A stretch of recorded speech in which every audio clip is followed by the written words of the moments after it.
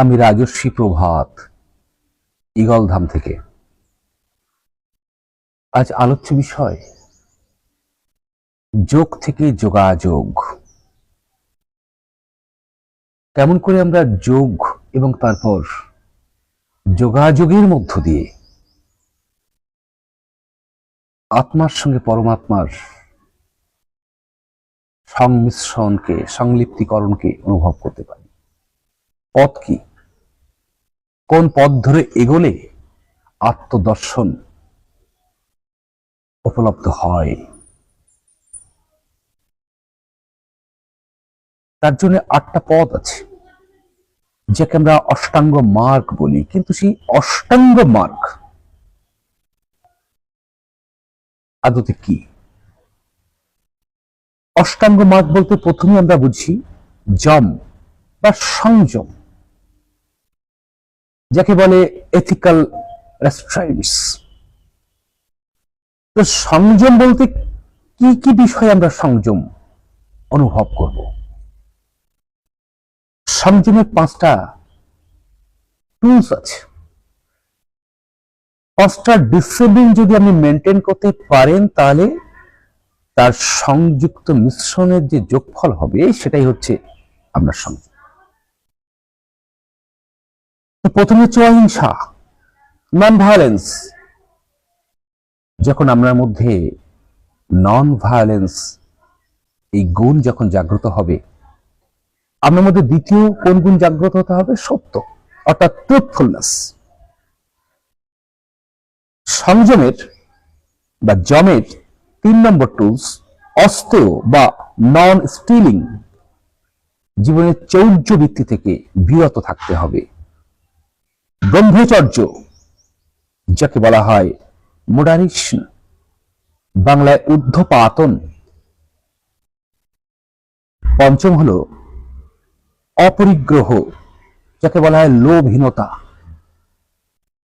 অসম্পত্তিহীনতা, নন grid, নন পসেসিভনেস। আমার বোধ, অধিকার বোধ, এই অধিকার বোধ থাকবে না। সমাধির স্তরে পৌঁছাতে গেলে আপনার প্রথম যে ডিসিপ্লিন মেনটেন করতে হবে, এই প্রথম ডিসিপ্লিনটা হলো যম। কিন্তু সেই প্রথম ডিসিপ্লিনটা 5টা বিষয়ের উপর নির্ভর করে তৈরি হবে। আপনার মধ্যে অহিংসা তৈরি হবে, অহিংসার গুণ প্রকট হতে হবে। আপনার মধ্যে সত্যবাদিতার গুণ প্রকট হতে হবে, অন্তর্বাহির 2 স্তরেই সত্যতা। অস্ত্র অর্থাৎ নন স্টিলিং, চৌর্যবৃত্তি, এই ধরনের কর্ম থেকে নিজেকে বিরত থাকতে হবে। ব্রহ্মচর্য বা মোডারেশন, ঊর্ধ্বপাতন, এই অভ্যাস নিজের মধ্যে পরিণত করতে হবে। এবং পঞ্চম হলো অপরিগ্রহ বা লোভহীনতা, নন গ্রিড, নন পসেসিভনেস। এই 5টা গুণ যখন আপনার মধ্যে প্রকট হবে, তার যোগফল হলো সংযম বা যম।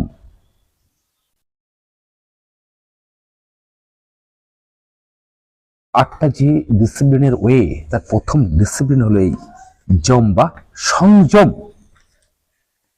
এরপরে আসছে নিয়ম, personal observance, course of conduct for self discipline. Discipline is very important. আধ্যাত্মিক পথে এগোতে গেলে সব থেকে যেটা মূল্যবান, তা হলো সেলফ ডিসিপ্লিন। ধৃতরাষ্ট্রের শতপুত্রের মধ্যে এক পুত্র হলো দুঃশাসন। দুঃশাসন কথার অর্থ কি? দুঃশাসন মানে যে নিজেকে খারাপভাবে শাসন করে, অর্থাৎ আমাদের লাম্পট্য, আমাদের ইনডিসিপ্লিন অ্যাটিটিউড।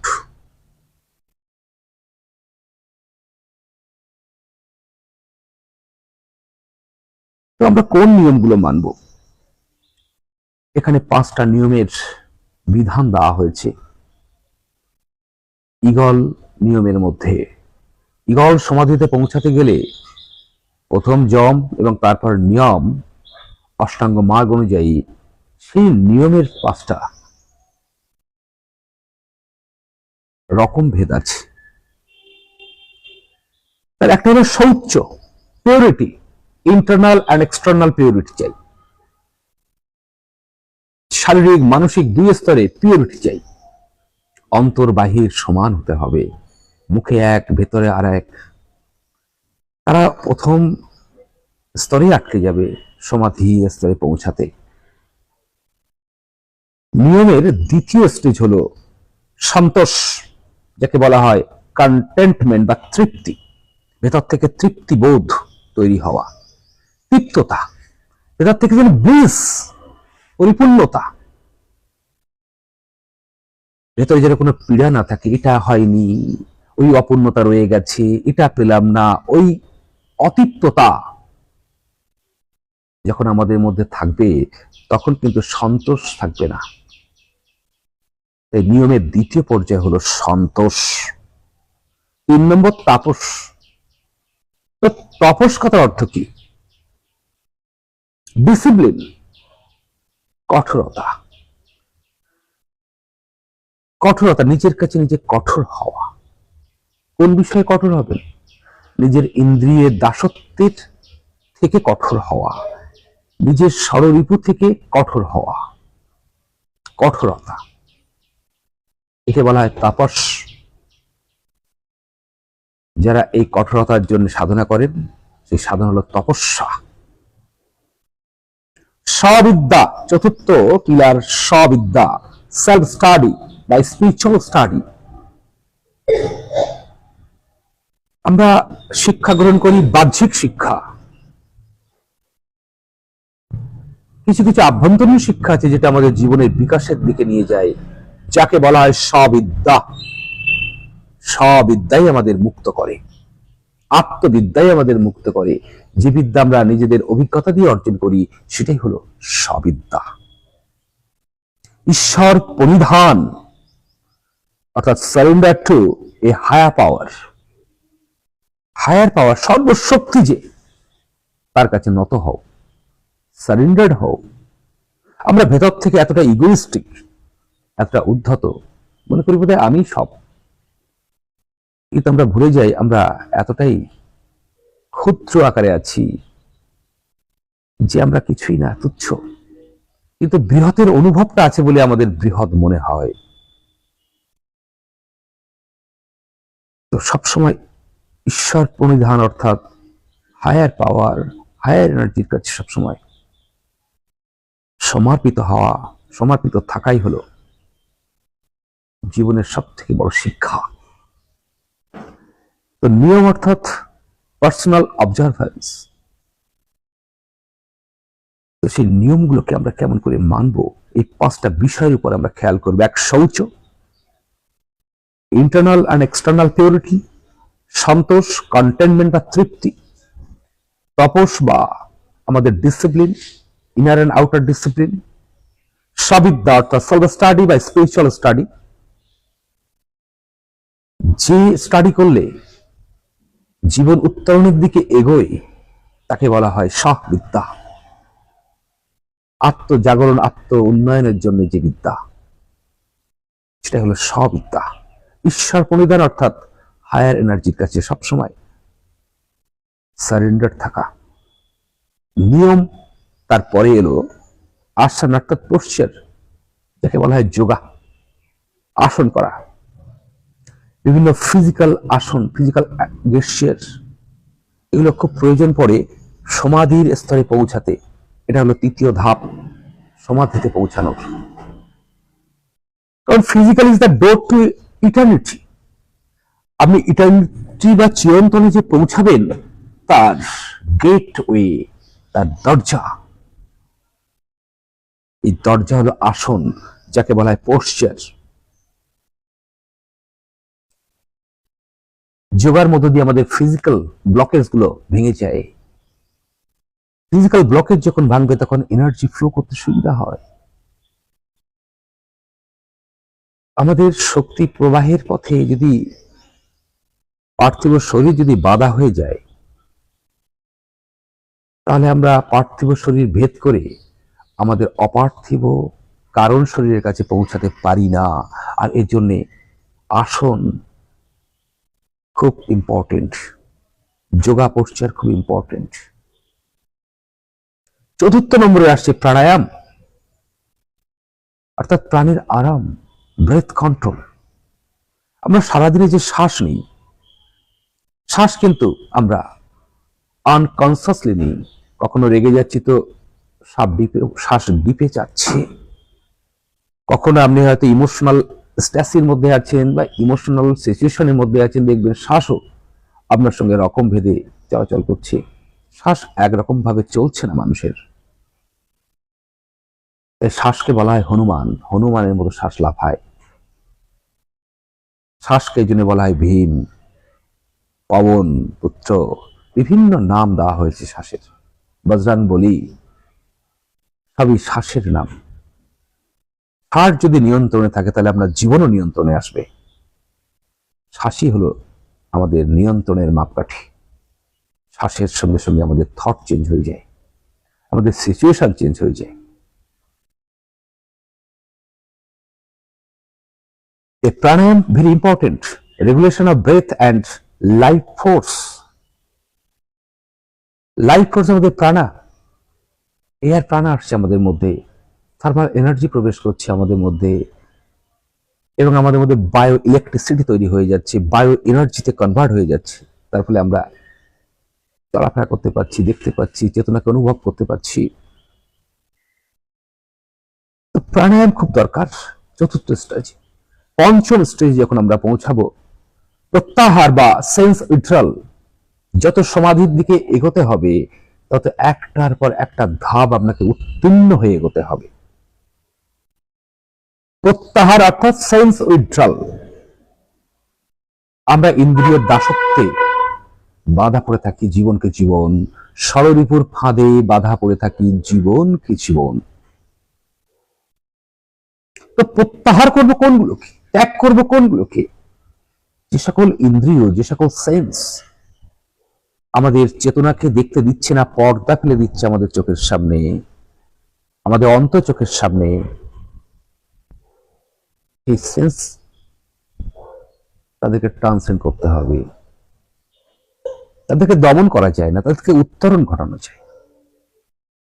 যেটাকে তুমি দমন করবে জোর করে, ওটাই তোমার পীড়নের কারণ হয়ে যাবে। জোর করে কিছু দমন নয়, বরং জীবনের চেতনার বিকাশে আপনাকে যেটা করতে হবে সেটা কি? ট্রান্সেন্ড করা শিখতে হবে। আপনার মধ্যে অ্যাঙ্গার আছে, থাকবে, ওটা আপনার বেসিক পটেনশিয়াল এনার্জি। অ্যাঙ্গার এর একটা সৌন্দর্য আছে, এটা আপনার আত্মরক্ষার অস্ত্র।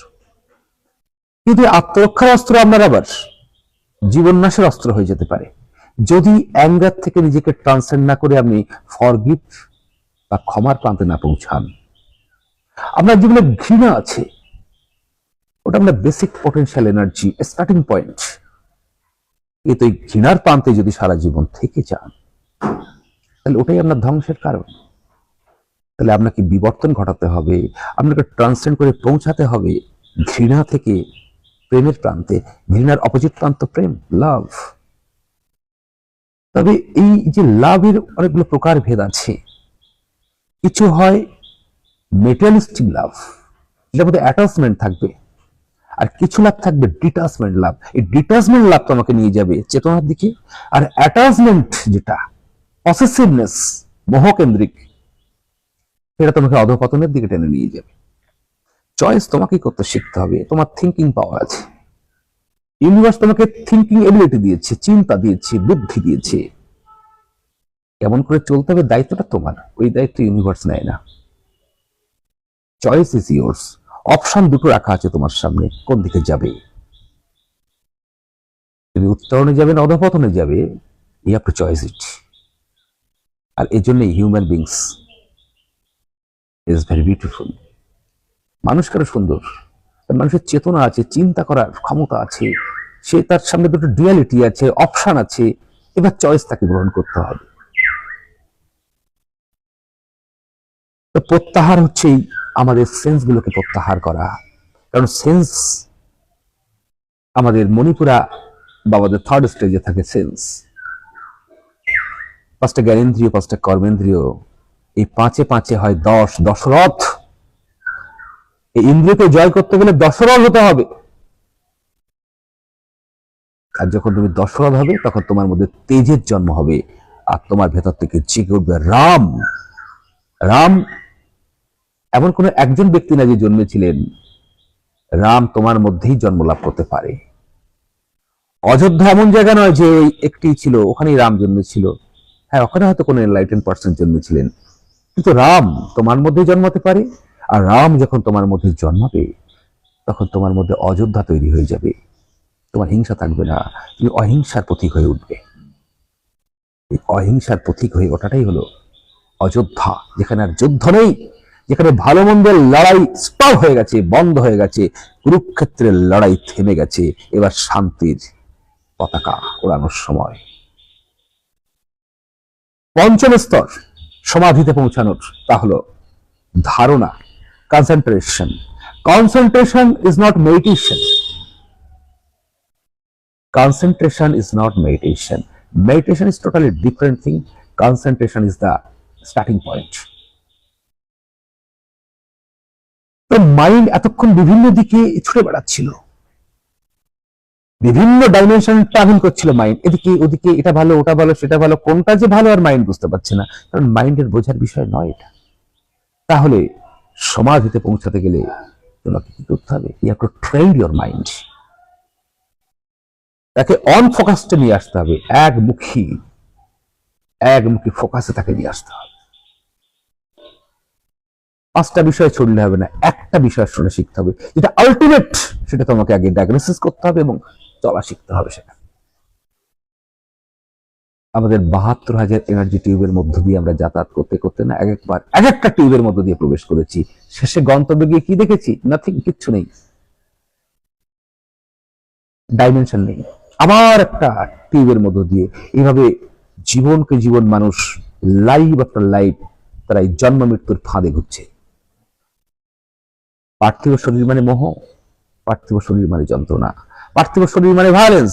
তাই পার্থিব শরীরকে অবলম্বন করে তোমাকে চেতনার কাছে পৌঁছাতে হবে, উত্তরণ ঘটানো শিখতে হবে। পার্থিব শরীর ইম্পর্টেন্ট, কারণ তার মধ্যেই আছে তোমার মন্দির, জীবন্ত মন্দির। তুমি মাছ মাংস খাচ্ছ, ভাবছো আমি খাচ্ছি, অসুবিধা কি আছে? তো খাওয়া উচিত। আপনার বাড়িতে যে মন্দির আছে, যেখানে আপনি একটু পূজা করেন, ঈশ্বরের নাম টাম করছেন, আমি বাড়ি থেকে এই জার্নিটা যখন করছেন, একবার ভাবুন বাজার থেকে আমি মাছ মাংস কিনে এনে ওই মন্দিরে রেখে দিলেন, ব্যাগটা রাখেন? রাখেন না। কেন রাখেন না? প্লেস আমরা ওখানে রাখতে পারছি না, কিন্তু আবার জীবন্ত মন্দিরের মধ্যে মৃতদেহ রেখে দিচ্ছি। তো সেই দেহের মধ্যে চেতনার গাছ কি করে জন্মাবে? যেখানে ডেড বডি থাকে, মৃতদেহ থাকে, যেখানে আবর্জনা নোংরা থাকে, সেখানে চেতনার মতো এত শৌখিন বৃক্ষ জন্মাতে পারে না। যে গাছে একটা ফুল ফোটে, একটাই ফুল ফোটে, 1000 lotus, it may be golden or it may be pinkish, ফুল একটা ফুটবে। কিন্তু সেই ফুল ফোটানোর জন্য আমরা কি তৈরি? মালি কি তৈরি হয়েছে? মালি তো এখনো নোংরা আবর্জনা রাখছে, সেখানে মৃতদেহ রাখছে। তো মৃতদেহ রাখার অভ্যাস যেদিন বন্ধ হবে, তারপর থেকে ওগুলো শুরু হবে। যাই হোক, তো মাইন্ডকে ফোকাসে আনতে হবে, অন পয়েন্টেড ফোকাস। লক্ষ্য তোমার কিন্তু এই সমাধি, লক্ষ্য তোমার ওই অন্য কিছু না, এই কনসেন্ট্রেট স্টার্টিং পয়েন্ট। এরপরে আসছে মেডিটেশন। ধারণার পরে আসছে মেডিটেশন বা ধ্যান। এই ধ্যান থেকে শুরু হচ্ছে জীবনের এক মহাযাত্রা। আর এখানে প্রাসঙ্গিকতা পায় ইগল, যোগান, ধ্যান, যা আপনাকে পৌঁছে দিতে পারে ওই লাস্ট কোয়ান্টাম লিপ পার করে দিতে পারে তোমাকে। Last jump, the last quantum jump. এই ধ্যানের আগেই মানুষ আটকে থাকে ওই কনসেন্ট্রেশন পয়েন্টে, যাকে বলা হয় ধারণা। ধারণা করতে পারছি, হ্যাঁ সমাধি হতে পারে, মুক্তি হতে পারে, কিন্তু পৌঁছাতে পারছি না।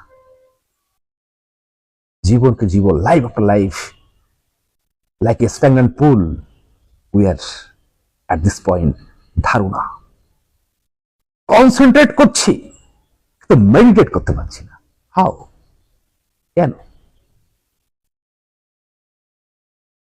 নিজেকে তৈরি করতে হবে, নিজেকে প্রস্তুত করতে হবে।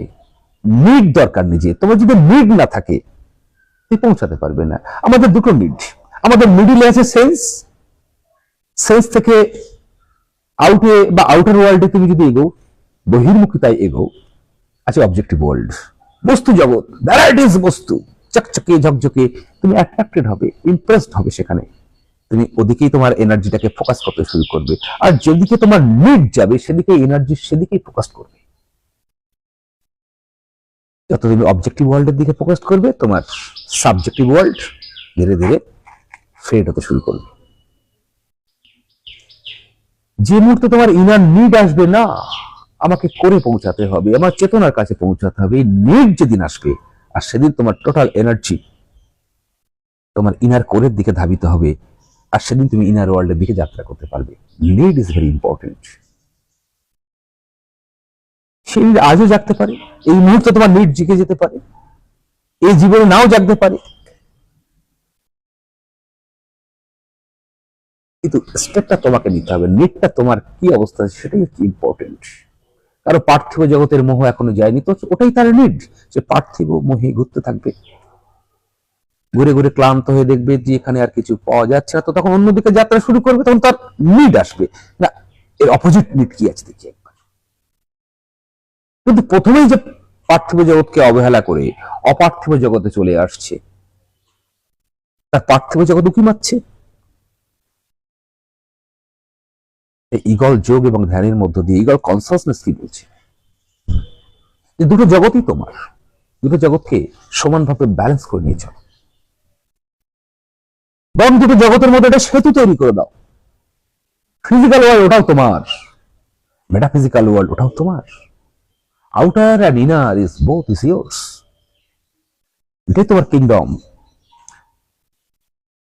এটাই তোমার ডেস্টিনেশন। তো ধ্যান বা মেডিটেশন করা যায় না।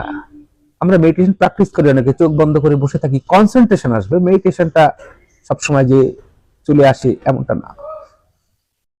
মেডিটেশন করা যায় না। আমরা মাইন্ডে থাকি, তো মাইন্ডের অপোজিট প্রান্ত no mind. Jump from mind to no mind is meditation. Meditation কেমন করে করতে হয়? চুপ করে বসে থাকবেন, অপেক্ষা অপেক্ষা অপেক্ষা। অপেক্ষাই আপনার ধ্যানকে এনে নিতে পারে। প্রতীক্ষা, তোমার কত ধৈর্য, কত অপেক্ষা, তার পরীক্ষা দিতে হবে। কারণ সস্তায় কিছু পেলে আমরা কি করি, তার যত্ন করি না, মূল্য বুঝতে পারি না, তাই ধ্যানও সহজে আসে না। তোমার অপেক্ষা যখন অন্তিম স্তরে পৌঁছাবে, তারপরে সে ধীরে ধীরে উদয় হবে তোমার মধ্যে। আমাদের অপেক্ষা নেই, আমাদের ধৈর্য নেই, আর এটাই আমাদের জীবনের যন্ত্রণার কারণ। প্রত্যেকে হৃদয়ের দিকে তাকান একবার, চোখ বন্ধ করে দেখুন, কুরুক্ষেত্রের লড়াই চলছে, যন্ত্রণা চলছে যেন সব। এই যন্ত্রণা থেকে মুক্ত আপনাকেই হতে হবে। পথ ইগল যোগ এন্ড ধ্যান পৌঁছে দেবে আপনার গন্তব্যে। সে এপারে না, শুধু ওপারেও আছে। এপারে সোলের মুক্তি হবে, আর ওপারে সোল আনন্দে পরবর্তী ডিভাইন কর্মের জন্য এগিয়ে যাবে। এপারে ইগল ধাম, ওপারে জ্ঞানগঞ্জ, দুই পারে তুমি, দুপারেই ঘর, মাঝে আমি মাঝি, এপার থেকে ওপারে পৌঁছে দেওয়ার মাঝে।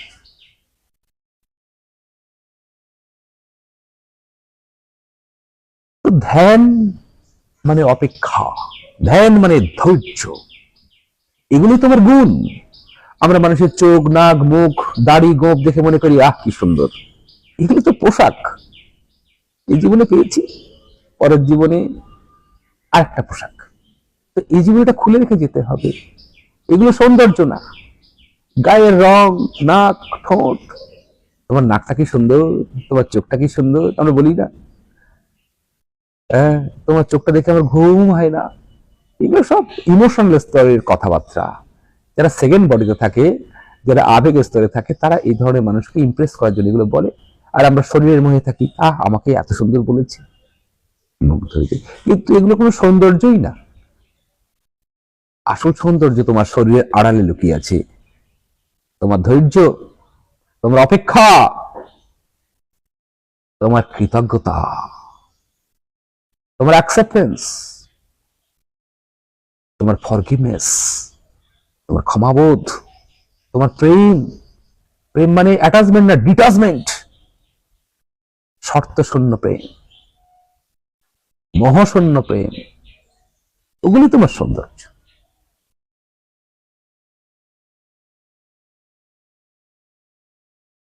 এই সৌন্দর্য যখন আমরা অর্জন করি, তখন তার সম্মিলিত যোগফলের মধ্য দিয়ে যে সুবাস বেরিয়ে আসে,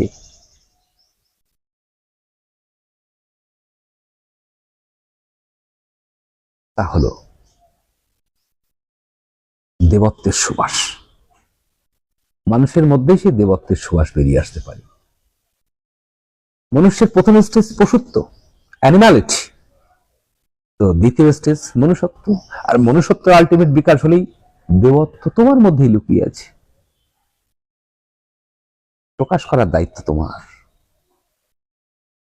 ওই যে বললাম, নিড, প্রয়োজন, আমার দরকার, এই দরকার বোধ না এলে কিচ্ছু হবে না। আজ আমার জীবনে যেটা দরকার বোধ এসছে, আমি সেটাই করছি। তারপর করতে করতে যখন দেখবেন না এটা ঠিক, তো থাকুন। আর যদি মনে হয় না এটা আমার দরকার না, অন্য কিছু দরকার, তো সেটা খুঁজুন। খুঁজতে খুঁজতে পাবেন। B the seeker. I love the seekers, not believers. যারা অন্ধ ভক্ত, অন্ধ বিশ্বাসী, অন্ধ ফলোয়ার, এই অন্ধ ব্যক্তিদের আমি কখনোই ভালোবাসি না। I love those who are seekers, যারা সবসময় অ্যাওয়ার ভাবে যে খুঁজছে আসল সত্য কি। Seekers are beautiful person, believers are stagnant pool. আমরা মানুষদের কি করি? ভক্ত বানাতে ভালোবাসি, ফলোয়ার বানাতে ভালোবাসি। আমার এত ফলোয়ার আছে, আমার এত ভক্ত আছে, এগুলো একটা বড় অহংকার। কিসের ফলোয়ার, কিসের ভক্ত? প্রত্যেক মানুষের সঙ্গে friendship. We all are friend, we all are on the same journey, journey of consciousness. এখানে বড় ছোট বলে কিছু নেই, ভেদাভেদ কিসের? এখন চারিপাশে দেখি গুরু শিষ্যের বিরাট রমরমা ব্যাপার চলে। গুরু মানে একটু উঁচু আর শিষ্য মানে একটু নিচু। তাহলে একসঙ্গে সমান হলে কি হয়? তাহলে শিক্ষা, জ্ঞান সুন্দর স্বতঃস্ফূর্ত প্রবাহ হতে পারে। নইলে শিক্ষা প্রবাহ আটকে যায়। আপনি কিছু এক্সপ্রেস করবেন, আপনি ভয়, আতঙ্ক প্রকাশ করতে পারছেন না, তাহলে স্বতঃস্ফূর্ততা নেই, স্পন্টিনিটি নেই। তাহলে আপনার এই এনার্জি ক্রিপেলড হয়ে যাচ্ছে। আর such crippling energy is your patho problem. It creates your neuro problem. আমরা নিউরো পেশেন্ট হয়ে যাই, প্যাথো প্রবলেম, প্যাথো পেশেন্ট হয়ে যাই।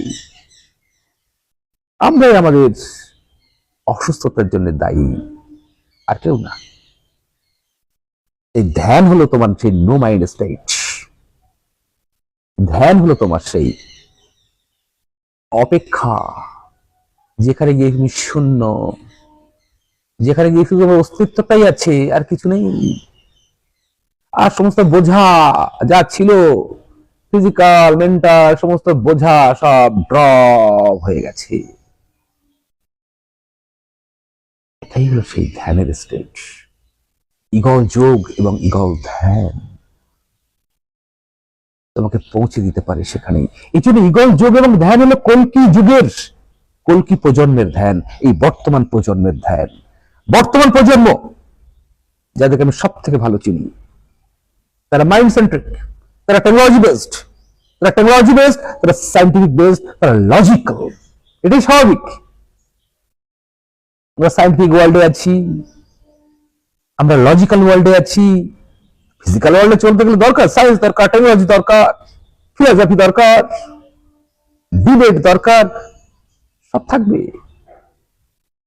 আমরা ছেলে মেয়েদেরকে সায়েন্স পড়াচ্ছি, তারা সায়েন্টিফিক ওয়ার্ল্ডে তো যাবেই। আর সায়েন্স মানে মাইন্ড সেন্ট্রিক ওয়ার্ল্ড। আর যেখানে মাইন্ড আছে সেখানে অবজেক্টিভ জগৎ ডেভেলপ হবে, কিন্তু হৃদয় ধীরে ধীরে না শুকনো হয়ে যাবে, হৃদয় হয়ে যাবে ফ্যাকাশে। সারাদিন কর্মের পর কি মনে করবে? আই এম মিসিং সামথিং, মন খারাপ, এই ভালো লাগে না, সেই ভালো লাগে না। পেয়েছেন বড় বড় খেতাব, পদ্মশ্রী, পদ্মভূষণ, অমুক ভূষণ, অমুক রত্ন, অমুক শ্রী, তারপরেও মনে কষ্ট কেন? এত শ্রী, এত পুরস্কার পাওয়ার পরে আমার তো মনে কোনো কষ্ট নেই, আমি তো সামনে একটা পদবি দিয়ে দিয়েছি। আমাকে অনেকে বলে যে রাজর্ষি পদবিটা কে দিল আপনার? আমি নিজেকে নিজে দিয়ে নিয়েছি।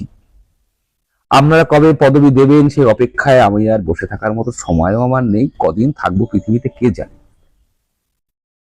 ওই রাজনীতি করতে পারবো না, পদবি পাবো না, ওই কারো কাছে গিয়ে হাত জোড় করে বলতে পারবো না একটা পদবি দাও। আর আপনারাও আমাকে দেবেন না।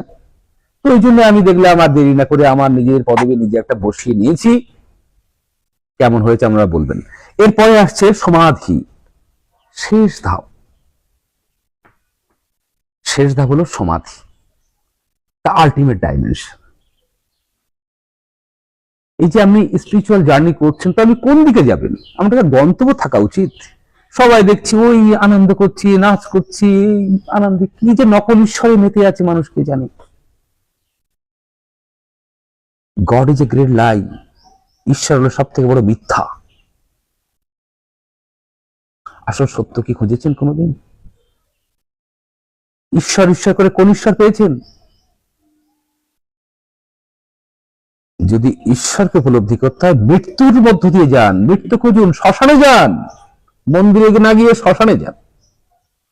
শ্মশানে বসে আছে ঈশ্বর, মন্দিরে ঈশ্বর নেই।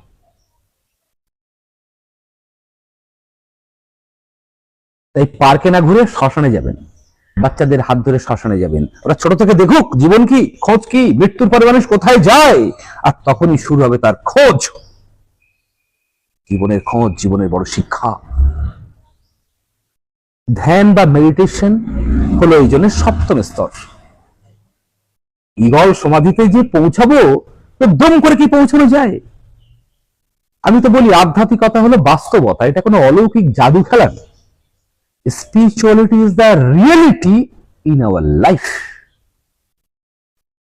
Reality in our life. তো বাস্তবের পথ ধরে এগোতে হবে, কোনো অবাস্তবের পথ ধরে যাওয়ার জায়গা না এটা। ইগল ধ্যান যখন তোমার মধ্যে আসবে, তোমার অপেক্ষা, তোমার সমর্পণ,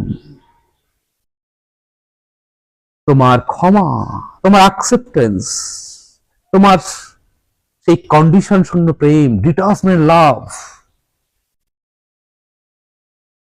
মোহশূন্য প্রেম, তোমার কৃতজ্ঞতা বোধ, এই মহা দেবত্বের গুণ যখন প্রকট হয়ে উঠবে তোমার মধ্যে, ওই ইগল ধ্যানের মধ্যে, আর তখন দেখবেন আপনি অটোমেটিক প্রবেশ করে গেছেন এমন একটা অস্তিত্বের মধ্যে, যা আপনার নিজের অস্তিত্ব, যাকে আমি বলি ইগল সমাধি। ইগল সমাধি, আত্মদর্শন, নিজেকে দেখা। এই যে আমাকে দেখছেন, সে যে গুজে বসে আছি, চশমা পরেছি, একটা সানগ্লাস, এটা আমার খুব প্রিয়, কিন্তু এই জন্য পড়ি, কেউ বলবেন না যেটা কেন পড়েছি, it is my favourite thing. তো এই আভূষণের আড়ালে তখন আপনার যে আসল চেহারা আছে, কারণ শরীর, ফিজিক্যাল বডি। তো ফিজিক্যাল বডি ভেতরে চলছে শ্বাস, শ্বাসের মধ্য দিয়ে আরো গভীরে যান। এই শ্বাসের আড়ালে দেখুন একজন ব্যক্তি চুপ করে বসে আছে, শান্ত, কিছু বলছেও না, নির্বিকার, নির্লিপ্ত ভাবে চুপচাপ আছে, সব দেখছে। সিসিটিভি ক্যামেরা রাখা আছে ভেতরে, এই জন্য চালাকি করে পার পাওয়ার জায়গা নেই। কার সঙ্গে চালাকি করছো? তোমার মধ্যে সিসিটিভি ক্যামেরা সেট করে রাখা আছে, অটোমেটিক রেকর্ড হচ্ছে। নিজের কাছে নিজের স্বচ্ছ থাকাটা খুব দরকার এই পথে। নিজের কাছে নিজে ক্লিয়ার না থাকলে, নিজের কাছে নিজে স্বচ্ছ না থাকলে তোমার সমাধি কোনোদিনই হবে না। ওই ধ্যান হালকা ফুলকা আসবে, যা সমাধি পর্যন্ত নিয়ে যাবে না, পৌঁছে দেবে না।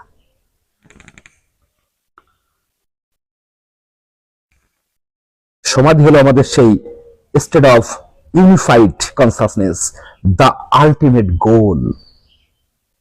এই সমাধি স্তরে না পৌঁছালে তোমার এই স্পিরিচুয়াল জার্নি বৃথা।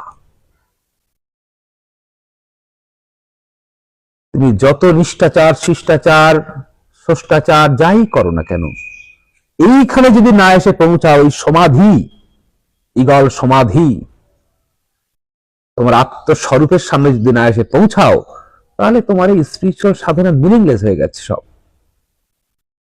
তাই সকলকে বলবো, সাধনাকে, জীবনে স্পিরিচুয়াল পথকে গতিশীল করতে, সঠিক দিকে এগোতে সমাধির লক্ষ্যে গণ।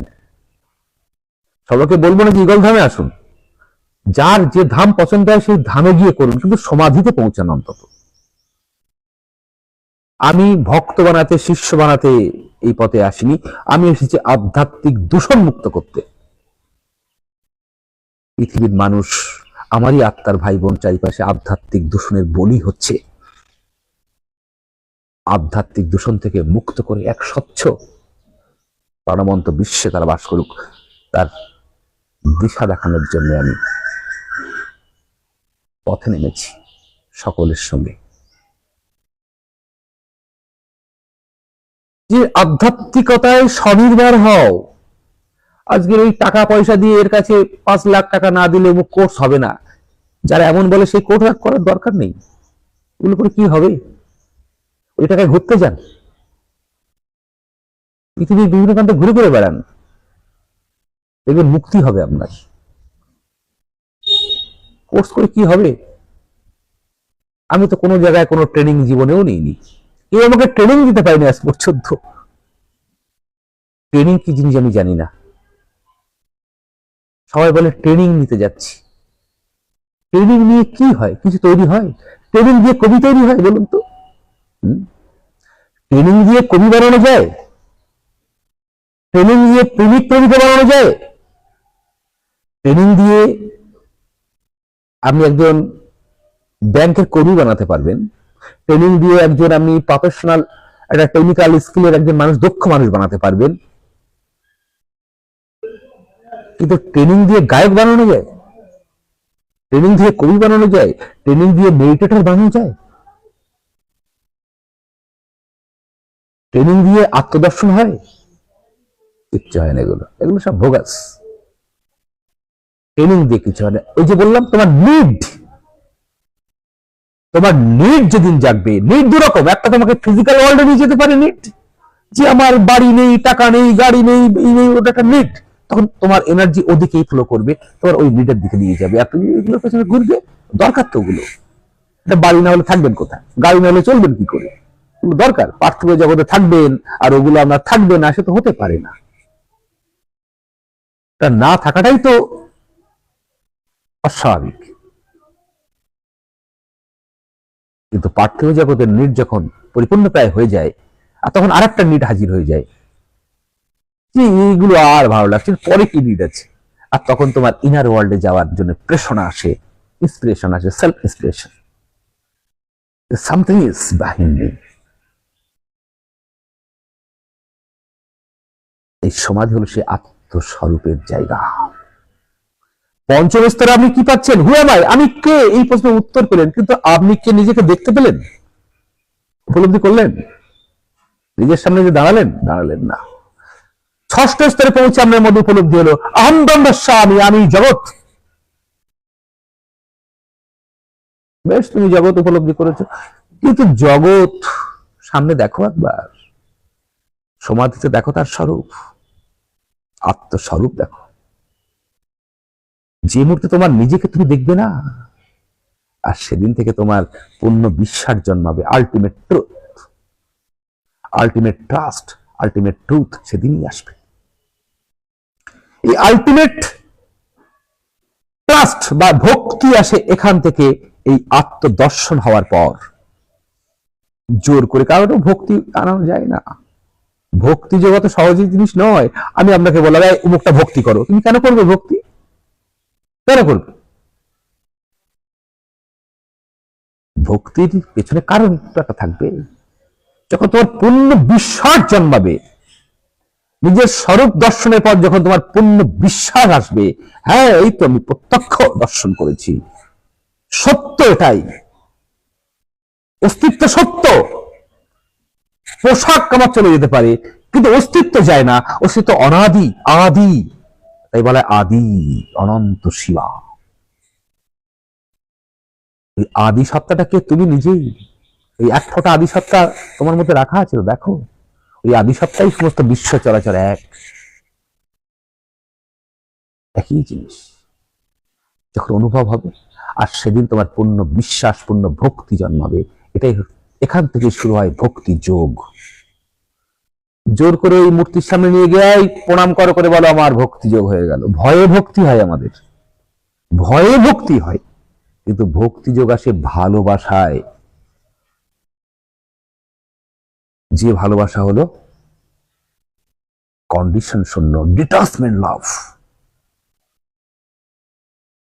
ডিটাচমেন্ট লাভ হলো ঈশ্বরের প্রেম, আর অ্যাটাচমেন্ট যুক্ত লাভ হলো মনুষ্যের প্রেম, মায়ামোহের প্রেম, সংসারের প্রেম। আর ডিটাচমেন্ট হলো দেবত্বের প্রেম, যেটা তোমাকে চেতনার কাছে পৌঁছে দেবে। আর অ্যাটাচমেন্টের প্রেম তোমায় কোথায় পৌঁছে দেবে? সংসারের কাছে পৌঁছে দেবে, জন্ম মৃত্যুর বন্ধনের মধ্যে রেখে দেবে তোমাকে। আজ মনে হয় ভালো, কাল মনে হবে খারাপ, আর দুঃখ জ্বালা যন্ত্রণা কাল লুকোচুরি মিথ্যাচার এই নিয়ে চলবে জীবন। ষড়রিপু আর ইন্দ্রিয়ের ফাঁদে চলতে থাকবে জীবন। মুক্তি হবে না, জীবনে ক্লারিটি আসবে না, পিওরিটি আসবে না, ইনার ভিশন জাগবে না, উইজডম আসবে না। তখন তোমার নিজের কাছে তুমি হয়ে যাবে নিজে অচেনা। তাই নিজেকে চিনুন, জানুন, দেখুন। নিজেকে চিনুন, জানুন এবং দেখুন। এই বাইরের আভূষণ না, ভেতরের মানুষটাকে দেখুন। তোমার অন্তরে কি বসে আছে দেখো একবার। বাইরের মানুষটা তো আমরা একেবারে সেলফি তুলে কি সুন্দর দেখতে আমি, ওটা তো আমরা পোশাকের ছবি তুলে তুলে দেখার চেষ্টা করি। এই জীবনের একটা পোশাক পেয়েছেন তার ছবি, কিন্তু পোশাকের আড়ালের ব্যক্তির ছবি তুলেছেন কোনোদিন? আপনি নিজের মুখ নিজে দেখতে পেয়েছেন কোনোদিন? নিজের মুখও নিজের দেখার অধিকার দেয়নি। ওই ক্যামেরার সামনে, আয়নার সামনে দেখা যায়, রিফ্লেকশন দেখা যায়, কিন্তু নিজেকে নিজে দেখুন তো দেখা যায় না। নাকের ডগটাই ভালো করে দেখা যায় না। তাহলে আমাদের স্বরূপ কেমন? আমাদের স্বরূপ আনটাস্ট, আনটাস্ট। ইগল যোগ এবং ইগল ধ্যানের মধ্য দিয়ে আমরা এই পরপর 8টা নিয়মের মধ্য দিয়ে পৌঁছে যেতে পারি আলটিমেট ডেস্টিনেশনে। আধ্যাত্মিকতার পথ দিয়ে হেঁটে যদি আলটিমেট ডেস্টিনেশনে, আলটিমেট গন্তব্যে যদি এই জীবনে না পৌঁছাতে পারলেন, তাহলে সময় নষ্ট হচ্ছে। থামুন, ভাবুন এবং তারপর চলুন, সঠিক পথ ধরে চলুন, সঠিক বিধান মেনে চলুন, তবেই আসবে জীবনের চেতনার ঐশ্বর্য। চেতনার ঐশ্বর্যই হলো বড় ঐশ্বর্য। চেতনার ঐশ্বর্য যে আছে সেই হলো মহাসম্রাট। রাজার সম্পত্তি সবাই কেড়ে নিতে পারে, কিন্তু আত্মজ্ঞানী সম্পদ কেউ কেড়ে নিতে পারে না। যত কেড়ে নেয় তত বাড়ে। এ এমন এক মহাসম্পদ। এই মহাসম্পদ অর্জন করুন ইগল যোগ এবং ধ্যানের মধ্য দিয়ে। কল্কি প্রজন্ম, এই বর্তমান প্রজন্মের কাছে ইগল যোগ আর ধ্যান হলো অমৃত। আগামী ফেব্রুয়ারি মাস 14, 15, 16 এই 3 দিন ইগল ধামে মহা সাধনা হতে চলেছে। আত্মদর্শনের লক্ষ্যে এই সাধনা। যারা এই জীবনে আত্মদর্শন উপলব্ধি করতে চান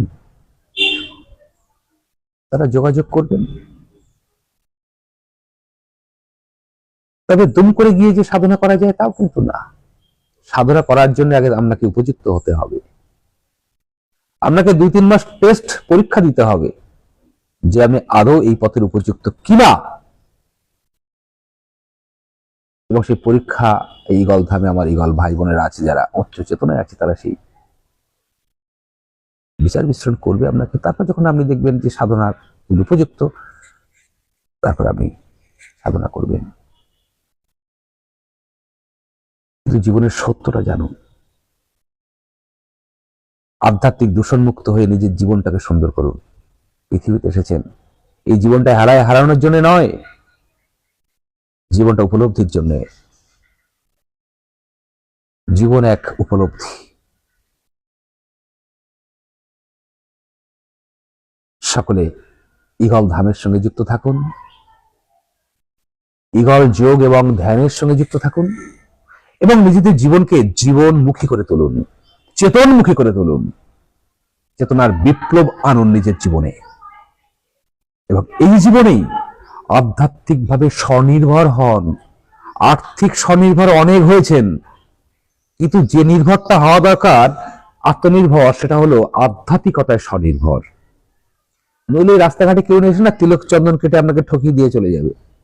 ওই আপনার MA pass, MPhil, PhD degree ধারণ করেও না, দেখবেন একজন রাস্তা থেকে আসবে, আপনাকে ভুলভাল বুঝিয়ে দিয়ে ঠকিয়ে দিয়ে চলে যাবে। তাহলে আপনার এই শিক্ষা অর্জন করার কি মূল্য রইবে? তখন থাকবে, কোনো দাম থাকবে না। আধ্যাত্মিকতায় শিক্ষিত হন। আধ্যাত্মিক শিক্ষায় শিক্ষিত হওয়াটা হলো জীবনের সব থেকে বড় শিক্ষা। আধ্যাত্মিকতা মানে কি? Spirituality. What is spirituality? The reality in our life. আমাদের জীবনের বাস্তব বোধ কি সেটা বুঝতে পারা। যারা জীবনের বাস্তব বোধ বুঝতে পারে না, তারা অবাস্তবতায় আছে, তারা স্পিরিচুয়ালিটির পথে নেই। অর্থাৎ যারা আধ্যাত্মিকতার পথ ধরে হাঁটছে না, তারা অবাস্তবতার পথে আছে, তারা বাস্তবমুখী না। তাই তাদের জীবনে এত জ্বালা যন্ত্রণা, পীড়া, কষ্ট, দুঃখ, অনুতাপ, বিচ্ছেদ। আর যারা জীবনটাকে বাস্তবতার পথ ধরে এগোচ্ছে, জীবন মানে এক বাস্তবতা, তারা আধ্যাত্মিকতার পথ ধরে চলছে। আধ্যাত্মিকতা মানে এই বাস্তবের পথ।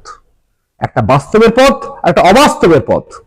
আমি আধ্যাত্মিকতা মানি না বলে যারা দাবি করছি, তারা অবাস্তবতার পথ ধরে চলছেন। তাই তাদের জীবনে এত জ্বালা যন্ত্রণা, জীবনে কোনো দিশা নেই। আপনার মৃত্যুর পর আপনি কোথায় যাবেন কোনো দিশা আছে? অনেকে তো বলেন এখানেই শেষ। এখানেই সব শেষ নয়।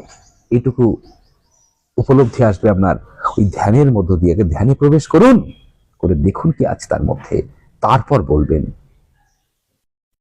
তুম করে আমরা বলে দিই এটা এই হতে পারে, ওটা জানি না, ওটা মানি না। এগুলো হচ্ছে অজ্ঞতার অহংকার। আমাদের কয়েকটা ডিগ্রি হয়ে গেলে না, আমাদের অজ্ঞতার অহংকার হয়। যত ডিগ্রি বাড়ে তত অজ্ঞতার অহংকার বাড়ে, ইগোর অহংকার বাড়ে।